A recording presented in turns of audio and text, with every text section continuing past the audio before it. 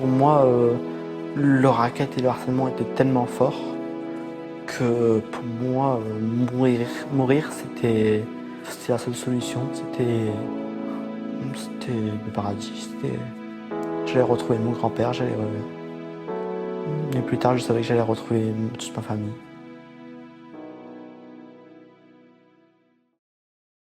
Vous l'avez vu dans le titre, aujourd'hui ça va être une vidéo très différente de ce que je fais d'habitude. Ça va pas être le Kev critique très souriant qui fait des blagues de merde qui va être ici, c'est pour vous parler d'un sujet très sérieux. Je suis pas seul aujourd'hui, je suis avec un ami, ça fait moins d'1 an qu'on se connaît. Salut, Joël Beg. Je suis là aujourd'hui, c'est tout simplement parce que quand Kevin a beaucoup d'imagination pour différents sujets, m'a parlé de cette thématique par rapport au harcèlement scolaire. J'ai pas du tout été étranger à ça, à cette thématique parce que je l'ai moi-même vécu en fait.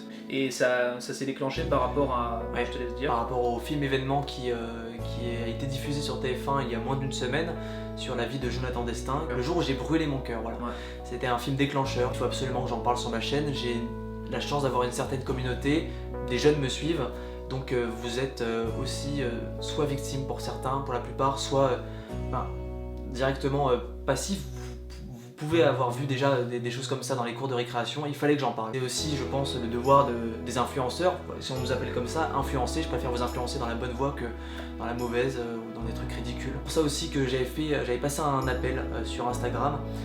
J'avais demandé à des gens qui me suivaient s'ils avaient vécu, s'ils avaient été témoins, s'ils avaient été victimes de harcèlement scolaire, s'ils pouvaient témoigner par message privé. Bien sûr, leur témoignage resterait anonyme, je leur ai promis. J'en ai reçu 5-6. J'en ai lu 5 parmi les 6, le dernier je l'ai reçu il n'y a pas très longtemps, ça m'a bouleversé, vraiment, c'est le mot.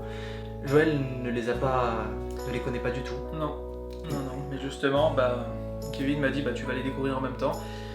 Et je suis sûr que ce qu'il va me faire découvrir va tout simplement me rappeler énormément de souvenirs en fait. Ça, pour ceux qui l'ont vécu, je pense que dans cette galère, on va dire qu'on est tous frères, frères et sœurs, voilà, on va dire ça. C'est important pour moi que tu sois là parce que moi j'ai vécu pas ce que tu as vécu toi. J'avais besoin d'une personne qui puisse ensuite rebondir sur ce que les gens m'ont dit. Si tu as vécu des choses similaires, qu'est-ce que tu pourrais leur répondre à ces personnes-là qui sont peut-être encore toujours en détresse? Et c'est pour ça que j'avais pas envie de parler seul. Tu vois, je me sentais pas assez légitime de parler d'un sujet aussi lourd tout seul. J'avais besoin qu'il y ait quelqu'un qui malheureusement a vécu ça. Après, je tiens à le préciser, on fait le parallèle avec Jonathan Destin, mais je n'ai absolument pas vécu ce qu'a vécu Jonathan Destin. Est-ce qu'on passe directement au témoignage et ensuite on parlera, je pense que la vidéo va se dérouler comme ça parce qu'elle n'a pas été écrite. Je préfère pas que ce soit quelque chose d'écrit, je préfère que ce soit quelque chose qui sort des tripes carrément. Spontané quand même. Même moi, je pense que je vais relire certains témoignages, j'ai oublié sûrement des parties, mais quand je vais relire ça va, voilà. Et j'ai surtout envie d'avoir ton avis ensuite. Bien sûr, vous pourrez témoigner aussi par commentaire si vous voulez, pouvoir rebondir à ces sujets-là, éclaircir des zones qu'on n'aurait pas éclaircies, parce que c'est un sujet qui nécessiterait des semaines, des mois de vidéos, quoi. Le premier message me vient de quelqu'un qui me dit « C'est pour répondre à ta story, je ne sais pas si ce témoignage te sera vraiment utile. Ce n'est pas ouf comme histoire, mais en 6ème, rentrée au collège, j'avais pas mal d'amis de primaire. Seulement une arrivante assez populaire réussit en 1 mois à tourner tous mes anciens amis contre moi en les manipulant, en leur achetant des cadeaux. Je fus seul pas mal de midi à cause d'elle. Voilà, ce n'est pas très traumatisant mais c'était un peu chiant quand même. Bon courage pour tes vidéos. C'est le coup classique de... À un moment, on a discuté hier pour préparer la vidéo. Il y a toujours cette histoire de meneur et de suiveur. Et là par exemple, pour le coup, c'est une meneuse. C'est une meneuse et cette meneuse on connaît pas les raisons, parce que après personne ne mérite ça. On connaît pas les tenants, aboutissants, on sait pas ce qui s'est passé, mais réussir à retourner un nombre certain d'amis, de personnes, de ton entourage contre toi pour qu'ils réussissent à se moquer de toi ensuite, et ça développe la solitude. Et par exemple ce qu'elle disait, cette histoire le fait de rester seul à midi pour manger, ça c'est quelque chose par exemple que j'ai énormément vécu aussi. Et là pour le coup, la solitude, alors ça on va en venir vraiment au cœur du sujet, c'est après la solitude. La solitude, mais c'est ce qui se développe le plus dans ce genre de cas, et surtout quand tout le monde se lie contre toi pour aucune raison, pour se moquer de toi, pour te harceler. C'est exactement ce qui se passe, et vraiment le cœur du sujet, c'est vraiment au-delà de l'aspect impact psychologique, pression psychologique, c'est vraiment la solitude. C'est une solitude qui est indifférente en plus aux yeux des autres, on a l'impression. Bah c'est ça. Mais après, c'est pas donné à tout le monde vraiment de pouvoir observer vraiment les gestes de chacun, enfin les comportements de chacun, et dire lui il a l'air de t'emmerder, lui, il fait ça tout le temps, c'est pas bien. Donc le fait d'être avec un groupe d'amis, c'est vrai qu'on est dans notre bulle, et c'est vrai qu'on a du mal à regarder ce qui se passe autour de nous. On voit pas que quelqu'un souffre, et il n'y a pas que les élèves aussi, il y a aussi, je pense, une part de responsabilité de la part des professeurs, des pions, comme on les appelle. Ces gens-là devraient être aussi au courant de ce qui se passe en classe. Vraiment, un prof, il a une vue d'ensemble sur sa classe, il devrait savoir qui est à part, qui est exclu, et... Non ? Ce que tu me dis, en fait, on parlait justement de Jonathan Destin, ce film, je sais pas si vous l'avez vu, et si vous l'avez pas vu, regardez-le. Il y avait certaines personnes qui le harcelaient, et ce qui est pas dit dans le film, qui est dans le reportage qui a suivi directement après la fin du film, il a avoué que justement il a essayé d'en parler, il a essayé de dire auprès de certains professeurs, mais qui n'ont pas donné suite, qui ont pas spécialement dénoncé la chose, qui n'ont pas spécialement suivi, et du coup, à partir du moment où il n'y a pas de suivi, c'est ça, comment tu peux te sentir soutenu, quoi ? Le professeur, il est là aussi pour transmettre un savoir, mais il est aussi là pour protéger ses élèves. C'est lui qui est l'exemple de ce que sera la société plus tard. Je veux dire, c'est le représentant qui est là et qui ne fait rien. Alors, qu'est-ce que tu veux que les élèves changent aussi leur comportement ? Puisque c'est lui qui est censé donner l'exemple. Et j'ai envie de redire la citation d'Einstein qui disait que le monde n'était pas dangereux à cause de ceux qui faisaient le mal, mais il était aussi dangereux à cause de ceux qui regardent sans rien faire. Le fait de retourner tout le monde, des anciens amis à elle, contre elle. De retourner des gens contre elle, et le pire c'est en plus c'est en achetant des cadeaux, tout ça, mais c'est surtout cette phrase: je fus seul pas mal de midi à cause d'elle. Retenez ça. Si en plus tu te fais harceler et que d'une autre part tu es seul, et en même temps c'est un cercle vicieux, parce que justement les personnes qui harcèlent voient les personnes qui sont seules pour pouvoir directement s'acharner sur elles, parce que c'est toujours cet instinct primaire de dire on va s'acharner simplement sur les plus faibles. Et si on passait au prochain témoignage, en tout cas merci beaucoup à cette jeune fille pour son courage, parce que c'est difficile de dire ce genre de choses, c'est pas simple. Pas du tout. Alors moi, en début de collège, en gros j'ai eu une puberté plutôt précoce. Dès le CM2, je mettais des soutiens-gorge. En 6ème, je fais du B ou du C. Alors C, c'est la moyenne de toutes les femmes françaises adultes. J'étais donc moqué par toutes les filles quand une bretelle de soutien-gorge apparaissait quand j'étais en débardeur. Souvent, les garçons venaient vers moi pour essayer de m'enlever mon t-shirt de force pour me voir nu ou en soutif. Je me sentais violé. Cette phrase, elle est forte. Ça s'est seulement arrêté quand les autres filles ont commencé à me rattraper vers la 4ème. Il y a eu quelques attouchements, mais seulement au niveau de la poitrine. Je refusais de pleurer, et étant donné que ça n'a duré qu'1 an et demi ou 2 ans max, je ne me souviens plus bien.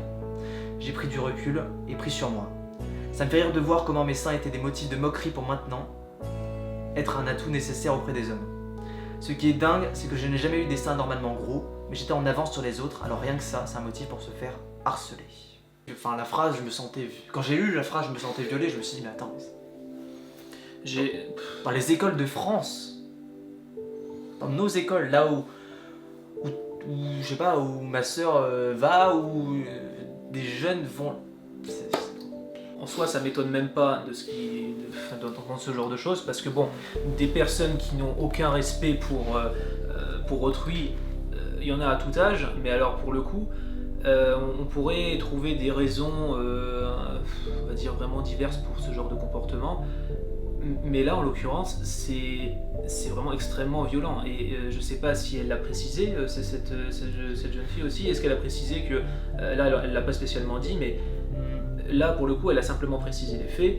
Oui, elle a précisé que par rapport à sa poitrine, mais elle n'a pas essayé de faire suivre, en fait.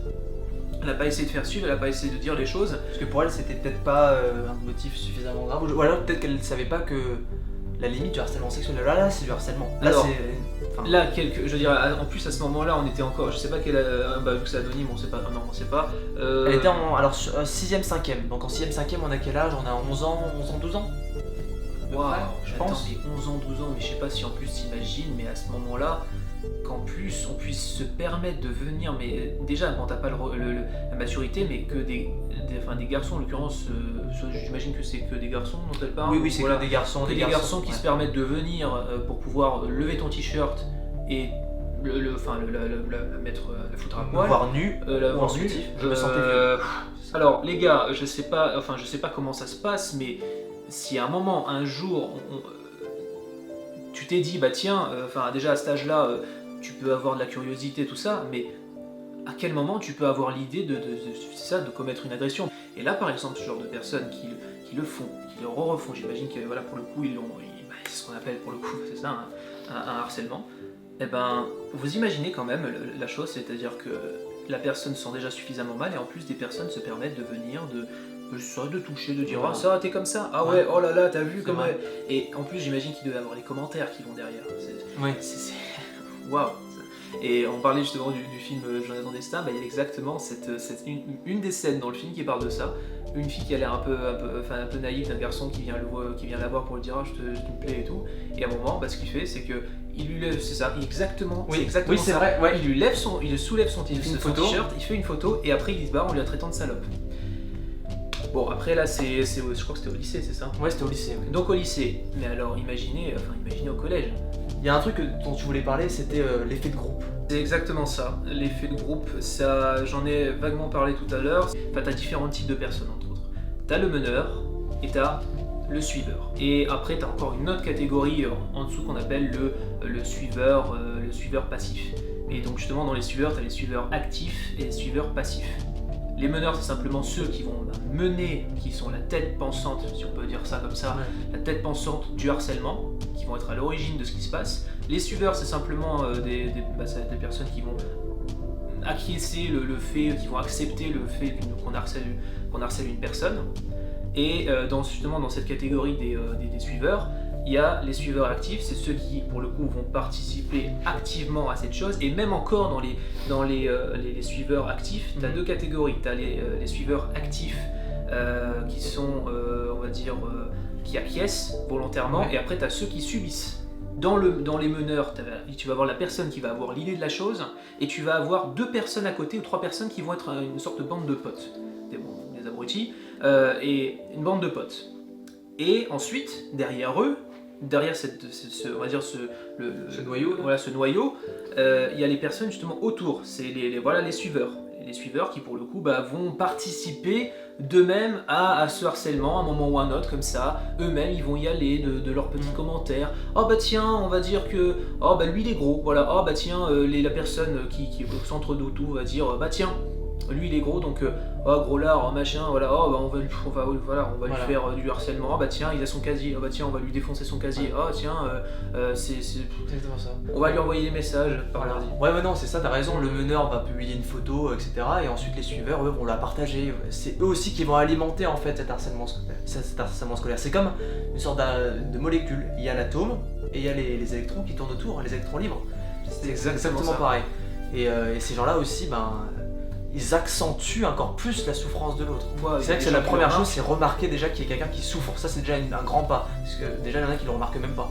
Et le problème c'est qu'en plus on va dire mais on peut pas demander à des enfants, on peut dire ça, pas des C'est vrai. adolescents, ou aussi on peut dire des adolescents, d'avoir la moindre, si c'est pas la moindre intelligence, mais c'est pour ça que je trouve ça c'est un peu facile, c'est vraiment la politique de l'exclu, c'est ah non mais ils sont pas assez intelligents du coup, ils sont pas le recul nécessaire psychologique pour dire ah tiens il faudrait peut-être réagir, mais à quel moment tu peux dans ce cas, tu sers à rien quoi. Je sais pas, t'as 12 ans, t'as 11 ans, t'as 12 ans. À 12 ans, t'es au courant de ces choses-là. Il faut arrêter de me dire qu'à 12 ans, je sais pas combien, à 12 ans d'avoir un pourcentage monstre de personnes qui sont déjà allées sur des sites pornographiques, et après on dit oh c'est des enfants, ils ont pas l'intelligence pour. Ils ont de l'intelligence, ils savent, ils sont déjà beaucoup plus évolués que nous quand on avait 12 ans. Ils savent pertinemment qui se fait harceler, ils ont tous Instagram, ils savent qui est liké, ils savent qui est la personne populaire. S'ils savent qui est la personne populaire, pourquoi ils ne sauraient pas qui est la personne qui est là à souffrir? Si même, on parle souvent de la responsabilité entre autres des parents, mais par rapport au fait des harcelés, c'est-à-dire il faut remarquer que votre enfant se fait harceler, mais il faut aussi d'une autre part, remarquer que votre enfant est potentiellement un harceleur. Ça c'est aussi une grosse, même la part centrale. Parce que il y a toujours un meneur, une personne qui est vraiment au centre de tout. Une personne. Il y a cet effet de groupe, mais il y a toujours une personne qui est à l'origine de tout. C'est vrai. Toujours. Et il faut toujours se dire que si vous êtes parent, je ne sais pas si un parent va regarder cette vidéo, mais si vous êtes parent, essayez d'avoir vraiment la jugeote de regarder votre enfant, de voir comment il est, et Comment est-ce qu'on part avec les autres. voilà. Le langage qu'il a, je sais pas. Et d'essayer de déceler potentiellement que dans certains de ses comportements en dehors de l'école et avec certains de ses copains, qui puissent être potentiellement faire subir ce genre de choses. Vous pouvez être l'ange gardien de quelqu'un. Dites-vous ça. C'est beau, c'est magnifique. Ça vaut tout l'or du monde. Ça vaut tout l'or du monde. On va passer peut-être à un troisième témoignage. Merci pour ce témoignage. Merci beaucoup pour le courage encore. Il y en a un qui va être compliqué à lire, je ne l'ai pas lu. Alors là, tout a commencé à changer en CE1. Encore une fois, je ne saurais pas exactement expliquer, je n'ai aucun souvenir de mes relations aux autres à l'école, à part que j'avais une seule super copine qui était une relation assez conflictuelle, elle avait clairement le dessus sur moi. J'ai recommencé à faire pipi au lit, mes résultats baissaient alors que j'étais une élève excellente auparavant, je souriais moins. Mes parents se sont inquiétés et m'ont emmené voir une pédopsychiatre. Après 1 an de thérapie, le diagnostic est tombé, dépression grave, à 9 ans. La seule solution pour me sortir de là a été de me changer d'école. Mon CM1 dans le privé s'est plutôt bien passé, même si j'avais du mal à faire des copines. Mais en CM2, c'est reparti de plus belle. Traîner de groupe en groupe, j'étais toujours la fille bizarre. La 6ème était pour moi un espoir de tout changer, de repartir à zéro et de montrer aux gens qui j'étais réellement. Une fille sociable qui aime les gens et les relations humaines. J'ai voulu m'inscrire à la Zumba. Manque de bol, la fille des patrons de l'école de danse était la fille populaire de ma classe. De plus, faire du théâtre renforçait mon côté bizarre. Les copines de primaire avec qui j'étais me tournaient le dos. C'était clairement la honte d'être ma copine. La 5ème a été très difficile. Je me souviens des récrés passés dans les toilettes à pleurer, du stress du matin et du soulagement du soir. Encore une fois, je n'en parlais pas à mes parents. J'avais 2 copines que j'avais fait difficilement réussir à me faire, qui se sont liguées contre moi. Elles me volaient mes beaux stylos, me planquaient les livres de cours, jusqu'à m'écrire une lettre d'insulte et inventer un faux sondage au sein de la classe. Qui m'aime bien? Évidemment, selon elles, personne ne m'aimait. Là, j'en ai parlé à mes parents qui sont allés voir leurs parents. Cet épisode m'a renvoyé tout droit chez une autre psy, trop grande pour la pédopsychiatre. En 4ème, j'ai réussi à me faire une amie qui m'a pris sous son aile et qui m'a beaucoup aidé. Je lui dois énormément, et sans son soutien, je ne serais pas là aujourd'hui pour écrire ces témoignages. C'est horrible, cette phrase, elle est... Oh putain. En 3ème, des filles populaires des autres classes se sont mises à me détester, me faire des croche-pattes, me lancer des regards noirs. J'entendais des chuchotements sur moi. Un jour, je vais aux toilettes, qui ne sont pas cloisonnées jusqu'en haut, et je me prends le balai pour écurer les toilettes dans la figure. Je sais exactement qui me l'a envoyé. Je sors et mon ami me traîne chez le CPE, à qui on raconte l'histoire. Sa réponse: oh, c'est bientôt l'hiver, ça commence à s'agiter. Je n'avais déjà pas vraiment confiance dans le corps enseignant et pédagogique, mais là, tous mes espoirs d'être comprise, d'être aidée se sont effondrés. Je finis mon année avec la peur au ventre, avec un suivi psychologique toujours très fort. Je n'ai jamais voulu remettre les pieds dans ce collège. J'ai omis plein de détails qui me reviennent maintenant, mais l'essentiel de mon ressenti est là.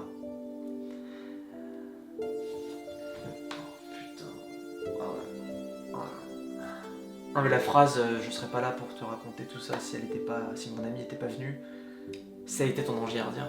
Bah, c'est exactement ça, vous voyez, quand justement, en fait, tout est logique. Tout s'emboîte de manière logique. Là, pour le coup, cette jeune fille se sentait mal, quelqu'un a eu l'idée tout simplement de l'aider, en fait, de l'aider, de l'accompagner, de la réconforter. Et pour le coup, ça a été extrêmement utile, parce que pour le coup, elle se sentait beaucoup mieux. Mais vous imaginez, c'est exactement ce genre de choses, le fait de devoir passer ses récrés à pleurer dans les toilettes, ou simplement passer les récrés dans les toilettes tout court. C'est la solitude, encore une fois. C'est ça, la solitude, et c'est, pour le coup, ça me rappelle le film Jonathan Destin. On se base sur simplement ce voilà, enfin, pas juste le film, mais pour le coup, après, le documentaire. Le documentaire, il l'a livré, il l'a dit lui-même. Toutes mes récrés, je l'ai passé dans les toilettes à pleurer.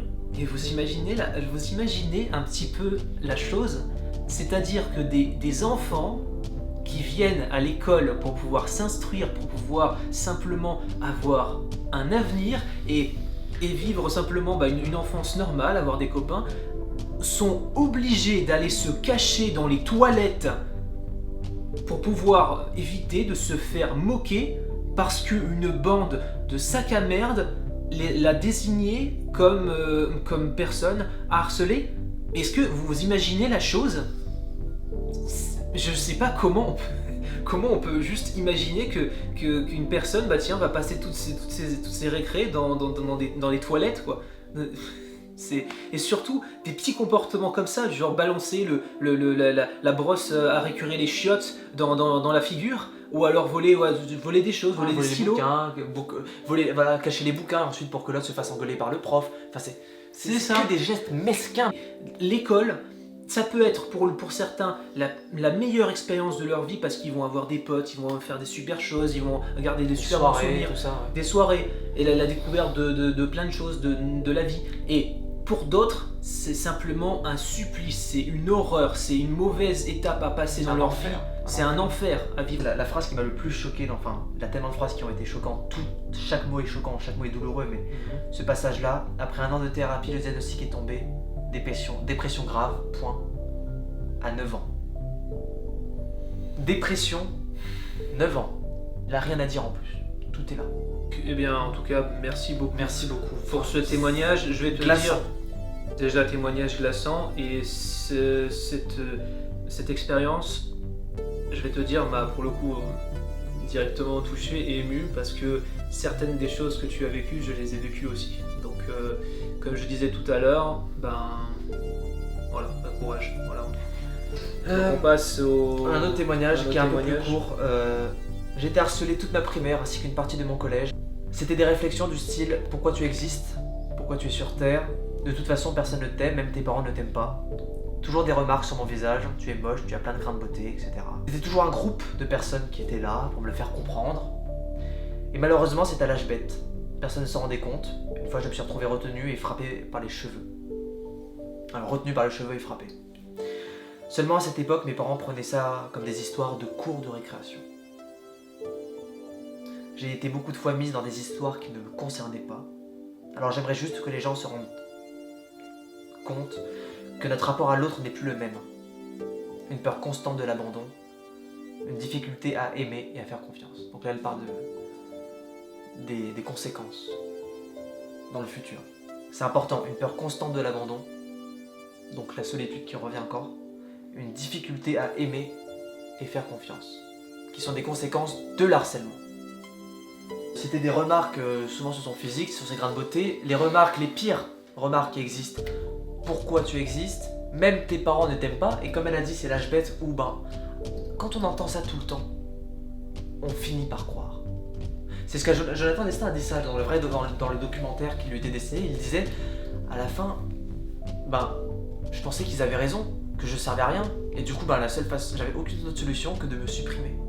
Mais c'est horrible de se dire ça. La seule solution qu'il avait, c'était de s'enlever la vie pour faire plaisir aux harceleurs. Ça a eu pour conséquence qu'elle a eu du mal à la suite de ça à faire confiance. À aimer, à faire confiance, donc elle aura sûrement des soucis plus tard, malheureusement, dans sa vie affective, sa vie sentimentale. Ça l'a affecté, ça a affecté sa manière de voir les gens, de se comporter avec eux. Voilà.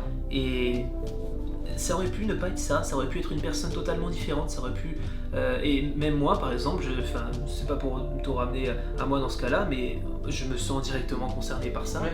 Et peut-être que j'aurais pu être une personne différente si j'avais fréquenté, si j'avais eu un groupe d'amis, si j'avais eu même juste une aide, un soutien. Un soutien vraiment quotidien, si j'avais eu cette possibilité d'avoir des gens, si j'avais pas subi ces moqueries. Et j'étais une personne extrêmement très gentille et très joyeuse quand j'étais CP, CE1, CE2, et à partir du moment après quand on a commencé à me faire subir ce genre de choses, je n'ai rien fait subir à personne, mais j'avais une extrême méfiance envers les gens. Une extrême méfiance. Méfiance, peur de l'abandon sûrement aussi, difficulté à aimer. Et donc une difficulté extrême à accorder sa confiance. Même quand tu accordes ta confiance, pour le coup, t'as qu'une seule impression, c'est que tu vas la perdre à tout moment et que la personne va te trahir. Alors après avoir lu ces témoignages, merci encore à vous, vraiment merci pour la confiance que vous m'avez accordée, parce que c'est pas facile comme ça de se mettre à nu face à quelqu'un, pour la plupart vous ne connaissez même pas, enfin en vrai. Et Ouais. enfin, merci beaucoup, je suis touché par votre courage. Je me sens tellement proche de ce genre d'histoire, parce que c'est, toute proportion gardée, une personne qui a subi un harcèlement moindre, c'est toujours horrible de dire ça, mais se sentira toujours proche d'une personne qui a subi un horrible harcèlement. Merci beaucoup de ces témoignages, et je vous dis, à la lecture de ces commentaires, je peux vous dire que là vous voyez ça parce que c'est coupé, mais entre deux, ça franchement, Ouais, c'est- entre deux, à chaque fois je regarde, je me dirige vers la caméra pour voir s'il me reste assez de minutes ou assez de batterie. À chaque fois je souffle, je le regarde, je me dis c'est la vidéo la plus difficile que j'ai eu à tourner en 5 ans de vie, en 5 ans de YouTube.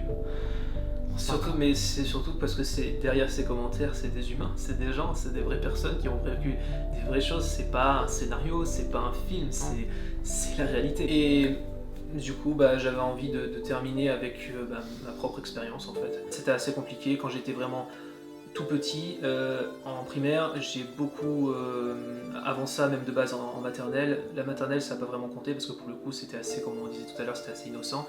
Et tout se passait très très bien, il n'y avait aucun problème. Après je suis arrivé, je déménageais beaucoup du coup, j'avais énormément de copains, j'avais énormément de personnes qui m'aimaient, vraiment. J'ai déménagé et je suis arrivé dans cette école primaire, et c'est là où ça, on va dire, un peu ça a commencé. J'ai vu juste la différence de comportement entre les gens d'où je venais, et il n'y a pas une grande différence, c'est juste des écoles publiques, quoi. C'est rien de différent, privé public, non, c'est public, voilà. Et des gens qui ont commencé à me faire des remarques sur déjà mon prénom, non, mon nom de famille, Beg. Donc on a commencé de base, c'est des petites choses comme ça, mais de base a commencé à faire des petites modifications de nom de famille, voilà. Donc mon nom c'est Beg, donc automatiquement, oh bah tiens, je suis Beg, donc voilà, déjà c'est sujet à extrait à faire Non, eux ils font pas de l'humour. énormément ça, c'est de sûr. Ouais, non, blagues, hein. T'as vu, Beg, c'est pas les extrêmement drôle. c'est pas les Gad Elmaleh ça. Et parce que ça n'est pas suffisamment drôle, au lieu de ça, on va t'inventer des surnoms du type Begist, ou alors. Et là, par exemple, j'ai une grosse tête, voilà. C'est pas un mystère, mais j'ai une grosse tête, et on m'appelait grosse tête, on m'appelait, vu que j'étais très très grand pour l'époque, et des personnes qui étaient capables de venir dans la cour pour venir, je sais pas, t'es aux toilettes, t'es tranquille aux toilettes, et t'as toujours cet effet des toilettes déjà qui sont de mauvais état, qui sont à l'extérieur, et qui, quand tu y vas, sont des personnes qui viennent pour t'enfermer, trouver un moyen de t'enfermer pour t'empêcher de sortir. Et quand après tout le monde retourne en classe, toi t'es enfermé dans les toilettes, et t'as beau crier, personne vient te chercher. Et après tu reviens et tu te fais engueuler parce que t'es en retard et t'ont demandé où t'es passé. Et ensuite quand tu dis excusez-moi, c'est eux qui m'ont enfermé, ouais, et c'est quoi tes preuves? C'est vrai? Non, on n'a rien fait madame, non, il raconte des bêtises. Après au collège, tout un groupe qui à un moment, quand j'étais, parce que j'ai eu énormément de problèmes d'acné, mais quand je vous dis là j'ai l'air bien comme ça, mais mon visage était recouvert entièrement de boutons, mais totalement plein de boutons, et tout mon corps était plein de boutons. Des personnes qui étaient suffisamment intelligentes pour ne pas voir que tu en souffrais suffisamment, et qui venaient et qui étaient capables de te faire ah, ça va mon gars, comme ça. Ouais, ou alors même pas ça va, ou qui passait très rapidement en courant, qui faisait comme ça, qui te tapait, et que toi t'en étais carrément, t'en venais carrément à t'agenouiller par terre et à pleurer tellement ça te faisait mal. Et pareil, c'était cette expérience que j'ai vécue aussi, j'en venais carrément à devoir aller dans les toilettes pour éviter, à regarder comme ça, à guetter pour éviter qu'on vienne m'emmerder, et je passais simplement j'étais avec mon petit téléphone. À l'époque c'était bon, pas le 3310, mais c'est un petit Motorola. Et je m'amusais à jouer à un jeu là-dessus, je m'en souviendrai toujours.